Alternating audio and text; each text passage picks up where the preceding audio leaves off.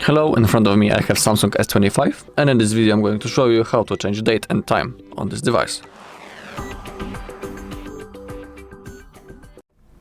Okay, so first, open up your settings.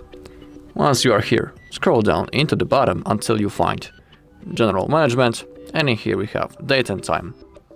If you want to manually set or change the date and the time, first turn off the automatic date and time, and in here you can set the date.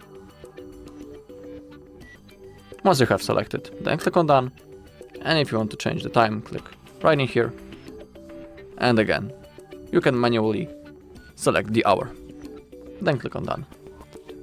Alright, and that's all in this video. Thank you all for watching. If you found this video helpful, please leave a like, comment and subscribe.